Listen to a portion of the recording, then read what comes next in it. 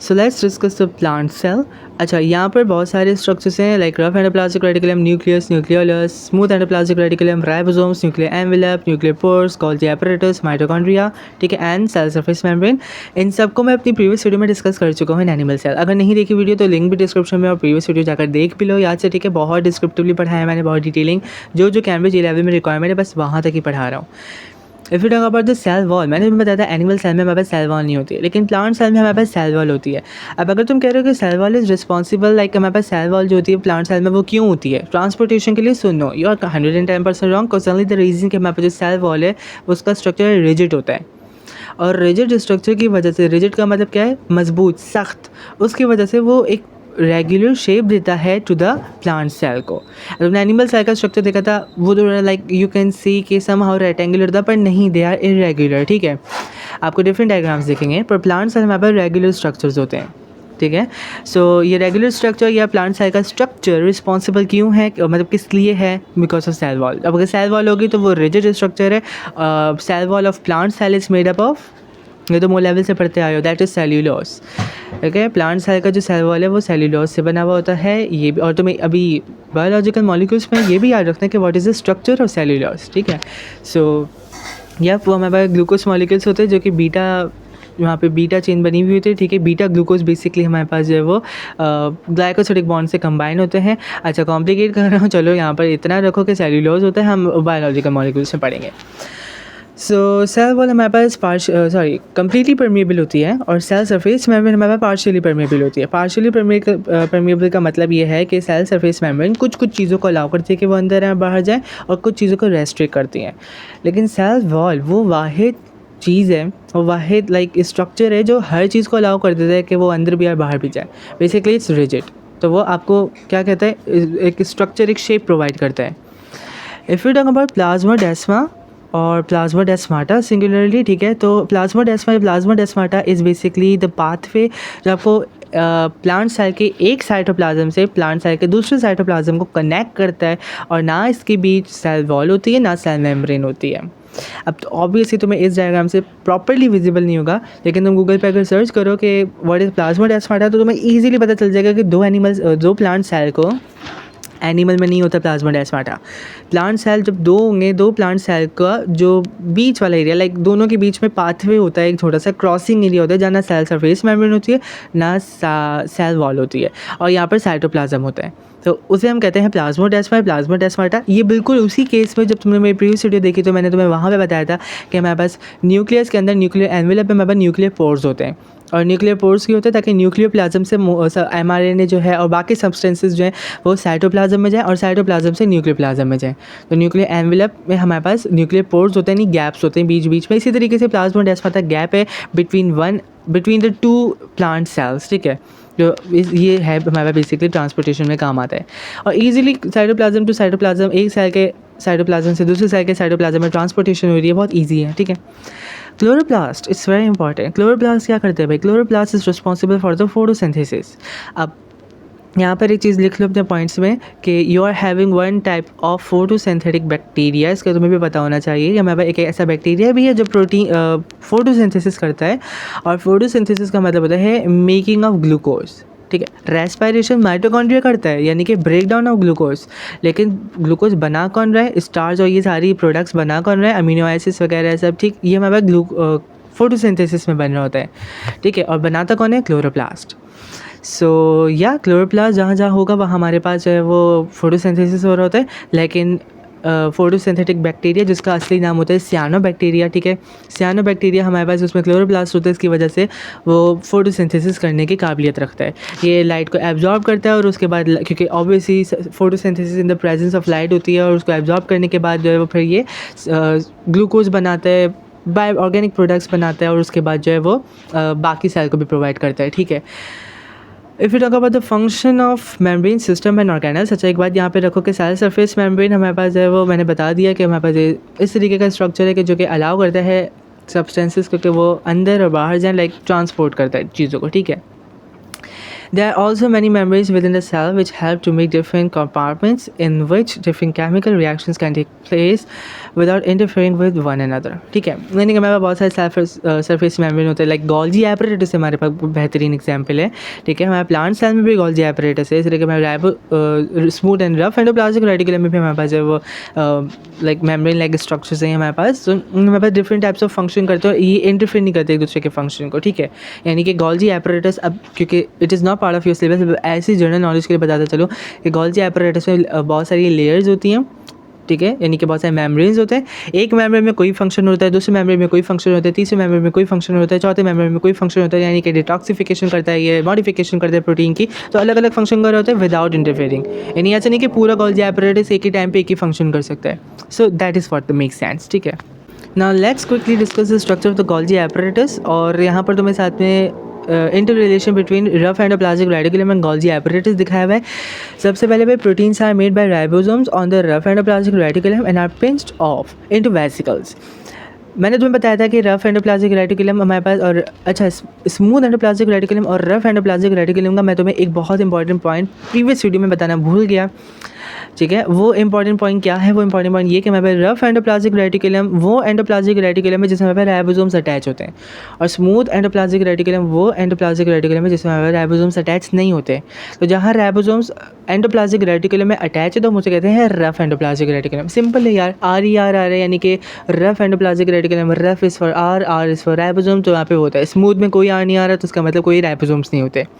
और राइबोसोम्स का फंक्शन क्या होता है? प्रोटीन सिंथेसिस का. तो रफ एंडोप्लाज्मिक रेटिकुलम में हमारे जो राइबोसोम्स होते हैं अटैच होते हैं. ठीक है, उस पर वो प्रोटीन सिंथेसिस करते हैं और उसके बाद वो वेसिकल्स में हमारे पास आ जाते हैं. वेसिकल फॉर्म में आने के बाद vesicles containing the protein fuse to the Golgi apparatus where the proteins are modified.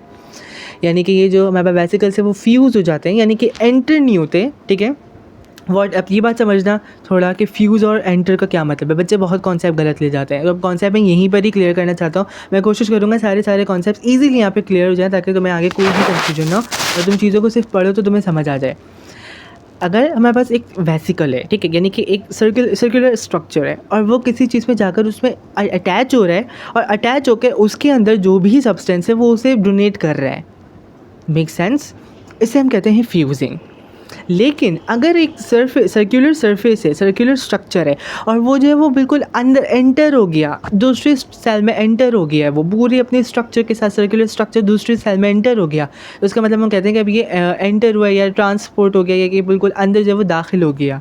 ठीक है, पर हम अगर फ्यूज़ की बात करेंगे तो वो अंदर नहीं जाता, वो हमारे पास स्टक होता है टू द मेम्ब्रेन और वो अपने अंदर जो भी सब्सटेंस होता है. लाइक अगर तुम पॉइंट 4 वाले पोर्शन पे देखो तो हमारे पास किस तरीके से क्या लिखा हुआ है कि लाइक पॉइंट 3 पढ़ो, vesicles containing modified protein break away from the Golgi apparatus. और 4 पढ़ो, इसमें लिखा हुआ है कि vesicles fuse with the cell surface membrane releasing the proteins outside the cell.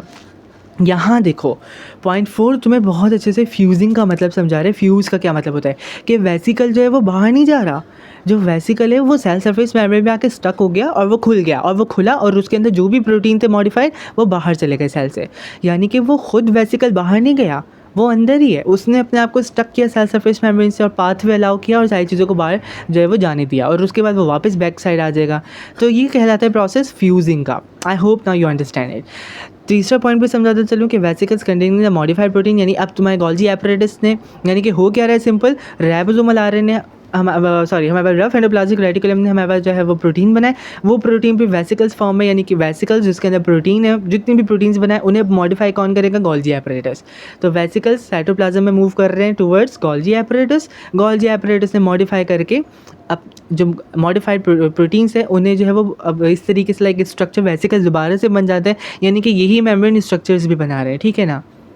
और उसके बाद जो वेसिकल्स आगे बन रहे हैं हमारे पास, जो इन्हीं गोल्जी एपरेटस के मेम्ब्रेन से बन रहे हैं, उसमें हमारे पास मॉडिफाइड प्रोटीन है, यानी कि ये प्रोटीन मॉडिफाइड हो चुके हैं. गोल्जी एपरेटस ने अपना काम कर दिया, अब ये फ्यूज़ होंगे टुवर्ड सेल सरफेस मेम्ब्रेन और उसके बाद ये साइटोप्लाज्म या एनिमल हमारे जो भी सेल है, एनिमल सेल या प्लांट सेल, उससे बाहर चले जाएंगे.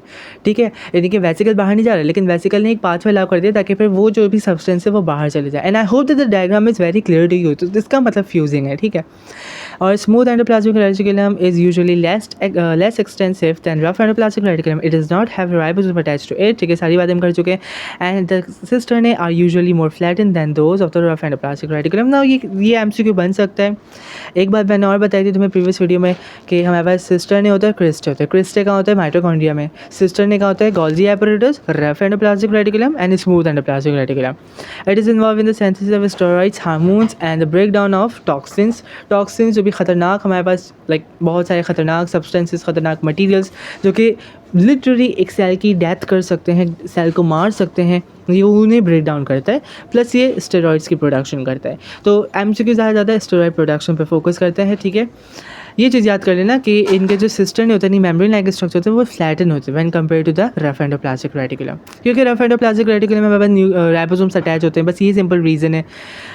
And the mitochondria have an envelope 2 membranes. से मैं प्रीवियस वीडियो में कितना डिटेल से बता चुका हूँ. Surrounding them, the inner membrane is folded to form cristae. This is where aerobic respiration takes place, producing ATP. The first stage of this process, called the Krebs cycle, take place in the matrix. Matrix क्या है? अभी बताया, previous video में बताया था कि हमारे पास cytoplasm होता है माइटोकॉन्ड्रिया का, जेल लाइक स्ट्रक्चर होता है. ठीक है, माइटोकॉन्ड्रिया का. और ये कहाँ पर होता है? It is between the inner and outer it is between the inner portion of the inner membrane. पूरे माइटोकॉन्ड्रिया में होता है हमारे पास. ठीक है, तो इसे मैट्रिक्स कहते हैं. प्रीवियस वीडियो देख के आप बहुत ज़्यादा डिटेल पढ़ा चुका हूँ उसमें. Now let's quickly discuss the mitochondria. Mitochondria हमारे पास फाइनल स्टेज होती है जो कि ऑक्सीडेटिव फॉस्फोरिलेशन होती है, जो कि हमारे पास क्रिस्टे में होती है. अच्छे इसकी लोकेशन याद कर लो. By the way, I don't think so कि AH में तुमसे इतना डिटेल पूछते, because this is all part of your A2. ठीक है, रेस्पिरेशन. माइटोकॉन्ड्रिया का स्ट्रक्चर कुछ इस तरीके से मैंने बताया कि एनवेलप हमारे पास इनर और आउटर मेम्ब्रेन होती है, और इनर मेम्ब्रेन जो फोल्डेड है उसे हम क्रिस्टे कहते हैं. हमारे पास मैट्रिक्स होता है, उसको हम कहते हैं साइटोप्लाज्म ऑफ माइटोकॉन्ड्रिया. मैंने तो इसी तरह से याद किया था. ठीक है, और मैट्रिक्स का क्या मतलब है? बेसिकली जेल लाइक स्ट्रक्चर होता है जो कि कहाँ पर होता है? इनर मेम्ब्रेन के अंदर होता है. और इनर मेम्ब्रेन और आउटर मेम्ब्रेन के अंदर, मतलब इनर मेम्ब्रेन और आउटर मेम्ब्रेन के बीच वाले जो सरफेस है वो उस स्ट्रक्चर को कहते हैं इंटर मेम्ब्रेन स्पेस. ठीक है, माइटोकॉन्ड्रिया का साइज याद कर लो, 0.1 माइक्रोमीटर है. ठीक है, और हमारे पास यहाँ पर जो फोल्डिंग्स हैं, यानी हम क्रिस्टे कह रहे हैं, ये फोल्डिंग्स. अब एक बात और याद रख लो, अपने नोट्स में इस चीज़ को भी लिख लो साइड पर. जहाँ पर भी फोल्डिंग आ जाए या कोई चीज़ ऐसी आ जाए कि चीज़ फोल्ड हो रही है, ठीक है, उसका मतलब है कि सेल सरफेस एरिया बढ़ रहा है. ठीक है, यानी कि आप उस चीज़ का एरिया बढ़ा रहे हो फॉर द एब्जॉर्प्शन. हमने एक चीज़ पढ़ी थी O लेवल्स में, डाइजेशन पढ़ के आए हो, उसमें तुमने पढ़ा था कि हमारे पास स्मॉल इंटेस्टाइन में विलाई होता है. वो क्या करता है?